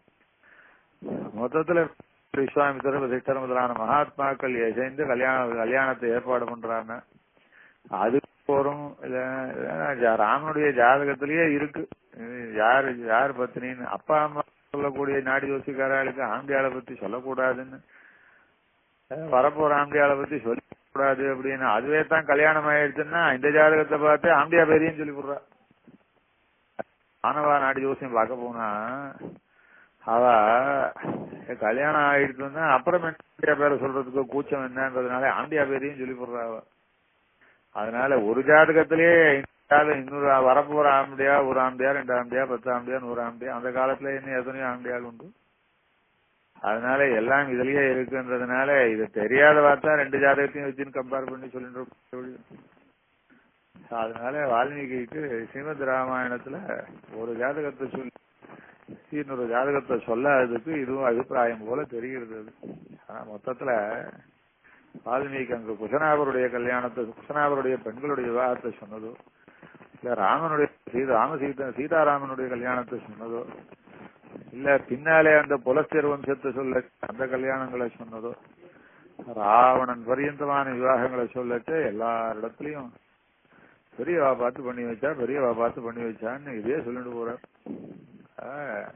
ராமாயணத்துல இப்படியானதான ஒரு அபிப்பிராயம் தெரியுது என்று சீதாராம கல்யாண கட்டத்திலேயே தெரியுது. அதுல முக்கியமா ராமனுடைய ஜாதகத்தை கொடுத்து சீதையினுடைய ஜாதகத்தை கொடுத்தனாலே பல அம்சங்கள் இதனாலே சூக்ஷமா புரிஞ்சுக்கலாம். அது அதான் ஸ்ரீமத் ராமாயணத்துல இதுவும் ஒரு சூக்ஷம். அது ஏன்னா கல்யாணம், ஏன்னா இந்த காலத்துல ரொம்ப சொல்ல வேண்டியதான காலம், யாரும் சொன்னா ஏத்துக்க மாட்டா. அந்த காலத்துல உடம்பு சரியில்லை அப்படின்னா நாடியை பார்த்து சொல்லுவா. இந்த காலத்துல நாடியை பார்த்து சொல்ல வேண்டிய அவசியம்லாம் ஒண்ணும் இல்லை. பார்த்தான்னா ஸ்கேனிங்ல எல்லாம் அதுக்கு மேல போட்டு வைக்கிறா. இம்ப்ரூவ் ஆகி போச்சு சுவாமி. அந்த காலத்துல ஜாதகம் எழுதுறதுக்கு வசதி இல்லாம இருந்து இந்த காலத்துல ஜாதகம் எழுதுறதுக்கு வசதி இருக்கு. எப்படி அந்த காலத்துல வெறும் கை நாடியை மாத்திரம் பார்த்துட்டு உங்களுக்கு வயிறு சரியில்லை, தலை சரியில்லை, ஹார்ட் சரியில்லைன்னு சொல்லுவாள். அதோட காலத்துல ரொம்ப ஸ்கேனிங் எல்லாம் நிறைய வந்துட்டு அதனாலே பார்த்து தெரிஞ்சுக்கிற மாதிரி. அதனால ஜாதகத்தை பார்த்தா என்ன அப்படின்னா அது போட்டோம் நாடிய பாக்குறா, ஜாதகத்தை நாடிய பாக்குறா, அப்புறம் கை நாடி பாக்குறா, ஸ்கேனிங்க பாக்குறான்றது இருக்கட்டும், அது வேற விஷயம். இந்த ஜாதகத்தை பார்க்கச்சே நூத்துக்கணக்கான ஆங்கிள் பார்க்க வேண்டியிருக்கு. எத்தனையோ சூக்ஷங்கள் இருக்கு, அதுல நிறைய இஸ்டன் பட்ஸ் எல்லாம் இருக்கு. எல்லாத்தையும் தெரிஞ்சுட்டு பார்க்கணும். சில ஜோசியால் முதல்ல சொல்லிட்டு வர அப்படியா இது கண்ணில் படாம போச்சு, இது என் கண்ணில் படாம போச்சு, வராக மிகிறரே ஏமாந்து போயிட்டார் அப்படின்னு கதை சொல்லுவா. வராக மிகிறரே அவருடைய பையனுடைய ஜாதகத்தை பார்த்து இதே பயந்து போய் இது என்ன இது, இந்த பிள்ளை எனக்கு பிறக்கல போல இருக்கு, இந்த ஜாதகத்தை பயந்து போயிட்டாராம். அப்புறம் அவருக்கு 25 வருஷம் கழிச்சு தெரிய வந்தது, ஐயோ நானே தப்பு பண்ணிட்டோம் ஜாதகத்தை கணிக்கச்சே அப்படின்னு. அது மாதிரி அதனால சாட்சாத் ஜோதிஷ சாஸ்திரத்துக்கு நாயகரா இருக்கக்கூடிய வராக மிகிறரே ஜாதகத்தை கணிக்கிறதுல எவ்வளவு பயம் போயிருக்காரு அப்படின்னா, ஜாதகத்தை வச்சிருந்து கல்யாணம் பண்ணினா அது ரொம்ப யோசிச்சு அதுக்கு மேல அதுவும் தான் சரியா நிர்ணயிக்க முடியும்னு சொல்ல முடியாதுன்றதுனாலே வால்மீகி இந்த ஜாதக கல்யாணங்களை பத்தி பேசல அப்படின்னு சொல்லலாம். பொதுவா புராண கதைகளை வரைச்சே ஜாதகம் பார்த்தான்னு எங்கேயுமே வராது. அத போய் ஒரு உதாரணமா வச்சுட்டு இப்போ இந்த நாட்டை இருக்கிறாங்க ராஜகோபாலாச்சார் சும்மா இல்லாம ஜாதகம் பார்த்தா ராமன் சீதையும் கல்யாணம் பண்ணிட்டான் அப்படின்னு கேட்கலாம், அப்படின்னு கேட்கிறாரு அப்படின்னு கேட்கலாம். ஆனா ராமனுடைய ஜாதகத்தை சொன்னவர் சீதையினுடைய ஜாதகத்தை பத்தி மோச்சே விடாம பெரியவா பண்ணி வச்ச கல்யாணம்ன்றதுனாலே ராமனுக்கு சீதையை பிடிச்சிருக்குன்னு சொல்லி எப்படி இந்த மாதிரியாக கதையை சொல்லவே தெரியுது அவருக்கு. இந்த மாதிரி ஜாதகம்ன்றது கல்யாணத்துக்காக பார்த்து பொருத்தம் பார்த்து அது ரொம்ப ரொம்ப ஏமாந்து போவா, பொது ஜனங்களாலே சமாளிக்க முடியாது. அதனால தர்மசாஸ்திரத்துல ஒவ்வொரு விஷயம் ஒரு விதமா சொல்லியிருக்காரு. தர்மசாஸ்திரத்துல எப்படி பொண்ணை ஒத்துக்கலாம் அப்படின்றதெல்லாம் சொல்லிருக்கிறவர். ஆனா இருந்தாலும் இதை சொல்லல, ஜாதகத்தை பத்தி சொல்லல. சொல்லி இதுதான் ஸ்ரீமத் ராமாயணத்துல இன்னைக்கு நமக்கு தெரிஞ்ச விஷயம் என்னன்னா, பெரியவாள் அப்பா அம்மாக்கள் அந்த தாரவாத்து கொடுக்கிற பொண்ணுக்கு நடக்கிற கல்யாணம் தான் விசேஷம். அந்த கல்யாணத்தினாலே ஏற்படக்கூடிய சம்பந்தம் தான் அது வேதோக்தமானது, பெரிய ஆசீர்வாதத்தோடு இருக்கக்கூடியது. அது மாத்திரம் இல்ல, அப்பேற்பட்ட கல்யாணமானது இந்த தம்பதிகளுக்கு இப்ப மாத்திரம் இல்ல, அவளுக்கு எப்பவும் உண்டு. அவ திருப்பியும் இந்த உலகத்தை விட்டாலும் அவளுக்கு சம்பந்தம் உண்டு அப்படின்னு வேதம் அப்படியாக இந்த மாதிரி வைதிக தர்மத்தை அதை கடைபிடிச்சிருக்கா வேதம். அதான் ஸ்ருதிர்கி ஸ்ரூயதே புண்ணியான்னு வேதமே அப்படி சொல்றதேன்னா தாயார். அது மாத்திரம் இல்ல, கல்யாணம்னா ரொம்ப குழம்பி ஜாதகத்தை பார்த்து ரொம்ப பேர் ஏதோ சமப்படுறா. அவளுக்கு அப்படி சமப்படணும்னு தலையெழுத்து இருந்தாலும் நடக்க போற கல்யாணம் தான் நடக்க போறது. அதனால ஜாதகத்தை பார்த்து கல்யாணம் பண்றதை விட இன்னும் வேற எத்தனையோ விஷயங்கள் கல்யாணத்துக்குன்னு சில ஏற்பாடுகள்லாம் இருக்கு. அதை வச்சுட்டே பண்ணலாம், பெரிய ஆசீர்வாதமே போறோம் என்று சொல்றாரு. இப்படித்தான் எல்லாரும் பண்ணிட்டு இருக்காளா அப்படின்னா இல்ல, பயமாத்தான் இருக்கும் இந்த காலத்துல. ஜாதகத்துல 7ஆம் இடத்துல தோஷம் இருக்கு, 8ஆம் இடத்துல தோஷம் இருக்கு என்றெல்லாம் பார்த்து பயப்படுறவாளும் இருக்கா. 7ஆம் இடமாவது 8ஆம் இடமாவது எதை பத்தியும் கவலை இல்லைன்னு கல்யாணம் பண்ணிட்டு சௌக்கியமா இருக்காலும் இருக்கா. யோசிச்சாலே பதிலே சொல்ல முடியாது. 7ஆம் இடம் 8ஆம் இடம் இவ்வளவு தோஷமா இருக்கு, எப்படி இவா கல்யாணம் பண்ணிட்டு சௌக்கியமா இருக்கான்னு. அதெல்லாம் அதுக்குள்ளேயே எத்தனையோ பரிகாரம் இருக்கும், அதுக்குள்ளே எத்தனையோ சூக்ஷ்மம் இருக்கு, அந்தரங்கள் இருக்கு, தசாபுக்தி பலன்கள் எல்லாம் இருக்கு. அதெல்லாம் கணிசிச்சு சொல்றதுன்றது பெரிய மகர்ஷிகளால தான் முடியும், சாமானியாலே முடியாது. அதனால இந்த ஜாதகம் கல்யாணம் பண்றது இவ்வளவு அட்டாக் பண்ணி பேசணுமே அப்படின்னு நினைக்க வேண்டாம். அவளுக்கு சமானது தான் யாரும் பண்ணுவா. ஜாதகத்தை பாக்குறவா பார்க்கதான் பாப்பா. அதனால பெரியவாளுடைய ஆசீர்வாதமும், அதுக்கு மேல தசவித பொருத்தம்னு இருக்கு பஞ்சாங்கத்துல. அதுக்காகத்தான் பஞ்சாங்கத்துல அதை போட்டுடுறான். இதை மாத்திரம் பாருங்க, இந்த 10 சூஸ் ஆச்சுனாலே எல்லாம் சரியா போயிடும். அதுக்கப்புறம் ஜாதகத்துல பார்த்து அதுல தெரிஞ்சுக்க வேண்டியது ஒண்ணும் இருக்காது. அதுக்கப்புறம் ஜாதகத்தை பார்த்து என்னமோ சரியா வரலையா அப்படின்னு நினைச்சான்னா ஜாதகத்தை சரியா பார்க்க தெரியலன்னு தான் அர்த்தம். அப்படிதான் சொல்லணும். ஆனா இருந்தாலும் எல்லாரும் அவாவா பண்றதுதான் பண்ண போறா. யாரும் அடியான்னு சொல்றதுனால யாரும் மாத்திக்க போறது இல்ல. அடியான்னு சொல்றது அடியானை சுத்தி இருக்கிறவாளே கேட்பாளான்னு நிச்சயம் சொல்ல முடியாது. ஆனா இருந்தாலும் இந்த கருத்து இருக்கு, அது ராமாயணத்துல இருந்து தெரிய வருது. அதனால மேற்கொண்டு இந்த கதையை தொடரணும். கதாம்சம் சொல்ல வந்த இடத்துல சில கருத்துக்களையும் அப்படி சொல்ல வேண்டியதா இருக்கு. கவிதார்க்கிய சிம்மாய கல்யாண குண சாதனே ஸ்ரீமதே வெங்கடேசாய வேதாந்த குரவே நமஹ. அடியன் தாசன் சுவாமி. அடியன் இன்னைக்கு ரொம்ப நாள் அவ்வளவு பிஸியா இருந்தாலும் நல்ல அனுகிரகம் அடியன் எங்களுக்கெல்லாம். அடியன் கேக்குறதா? கொஞ்சம் கேக்குறது. அடியன் இன்னைக்கு ரொம்ப அனுகிரகம். எவ்வளவு பிஸியா இருந்தாலும் சுவாமி அனுகிரகிச்சது ரொம்ப சந்தோஷம். நிறைய நோக்கங்கள், ஜோதிஷ சாஸ்திரம் எல்லாம் கூட நிறைய கத்துக்க முடிஞ்சது அடியன். அதான் இருந்தாலும் ராமாயணத்தை எல்லாரும் ஒத்துப்பா, ஆனா ஜாதகம் பார்க்க வேண்டாம்னு இந்த வால்மீகி சொன்னாருன்னு இவர் எடுத்து சொல்றாரு. இது என்ன விதத்துல நியாயமா இருக்கும்னு கேட்பா. அடியன் அப்படியாவது கொஞ்சம் யோசிக்கட்டும் அடியன். நல்ல அடியன் அந்த ஆங்கிலையும் சில பேர் யோசிச்சு பார்க்கலாம். அடியன் அடியன்.